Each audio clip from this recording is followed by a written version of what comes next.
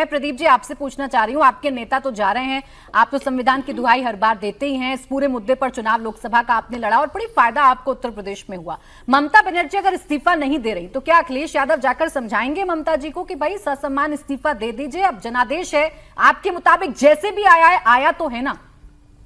धन्यवाद प्राची जी। सबसे पहले तो मैं कहूँगा कि जो इतनी सारी बातें बताई गई शहजाद भाई ने कि ये पार्टी इतनी पवित्र पार्टी है, इसने इतने अच्छे अच्छे काम किए हैं, ये कहीं दंगे में नहीं रही है, कहीं विभाजनकारी नहीं है, कोई विध्वंस वाला काम नहीं करती है, ये सब बातें झूठी है, सरासर झूठी हैं। और इनके लिए हमारे दीक्षित धनकौरी साहब उन्होंने एक शेर कहा है कि पंछी की पीड़ा पर, जिसने अभी सुंदर गीत सुनाया है वो अभी अभी एक मुर्गा, तंदूरी मुर्गा खा के आया है। अब ये अच्छी अच्छी बातें यहाँ बताएंगे कि हमने किसी के साथ अत्याचार नहीं किया। अरे उत्तर प्रदेश में आपने 100 मुकदमे लिख दिए, सबको पता है उसमें से 80 मुकदमे आजम साहब के वो बरी हो गए।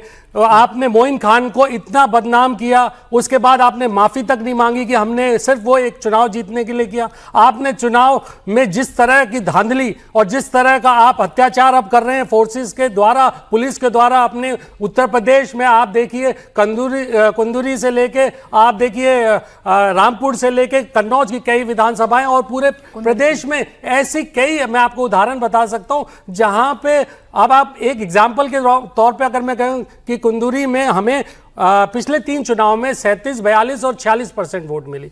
जब उपचुनाव हुआ तो हमें मात्र 12% वोट मिली। और वहीं भारतीय जनता पार्टी जहां 22%, 29%, 27% वोट ले रही थी, उसको 77% वोट मिल जाती है। और आपने खुद वो दृश्य, वो शर्मनाक दृश्य देखा होगा जहां पे भारतीय जनता पार्टी से मिली जुली वही पुलिस उनकी, और कैसे बंदूकें तान रही थी महिलाओं पे कि उन्हें वोट नहीं डाला जाए। और अगर उस संविधान की शपथ की ये बात कर रहे हैं, उसी संविधान की बात कर रहे हैं, लोकतंत्र को बचाने की बात कर रहे हैं, तो प्राची जी ये सवाल बिल्कुल जायज है कि सब विपक्ष के नेता ये सवाल पूछें, चाहे वो ईसी हो या भारतीय जनता पार्टी हो, कि आप इस तरह से संविधान बचा रहे हैं, किस तरह से आप धज्जियां उड़ा रहे हैं संविधान की। आप तो बुलडोज करते जा रहे हैं और अभी कह रहे थे कि बुलडोजर से मेरा कोई वास्ता नहीं है। आपको सुप्रीम कोर्ट तक लताड़ पड़ी है उसी बुलडोजर को लेके, आज इन्होंने हाथ खड़े कर दिए कि बुलडोजर हमारा है ही। आप कुंदरकी का जिक्र कर रहे थे तो सीट का नाम करेक्ट कर लीजिए। कुंदरकी का आप जिक्र कर रहे थे, लेकिन चले ठीक, इन पर तो आप लगाते हैं ना आरोप कि संविधान विरोधी हैं। इसी मुद्दे पर आपने 24 का पूरा चुनाव लड़ा, तो इनसे तो क्या ही उम्मीद कीजिएगा। लेकिन आप लोग तो संविधान को फॉलो करने वाले सबसे बड़े लीडर्स हैं ना, तो आपकी जिम्मेदारी क्या ये नहीं बनती कि ममता बनर्जी जो कह रही है, जो कर रही है, वो संविधान के हिसाब से तो है नहीं ना?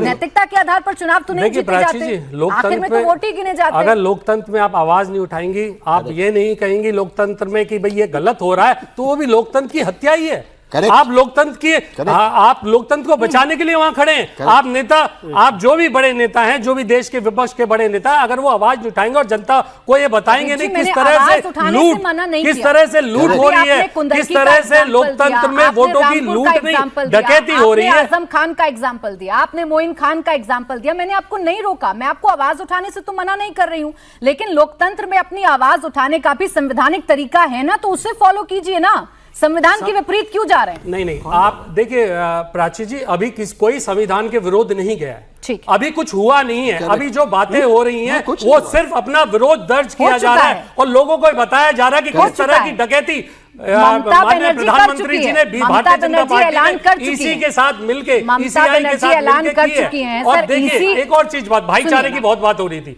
भाईचारा ये भूल जाते हैं। नीतीश कुमार जी के साथ कितना बड़ा भाईचारा इन्होंने किया है, ये भूल जाते हैं अकाली के साथ। और ऐसे 39 दल और मिल जाएंगे आपको, जब से भारतीय जनता पार्टी बनी है वो सारे छोड़ के इनको गए।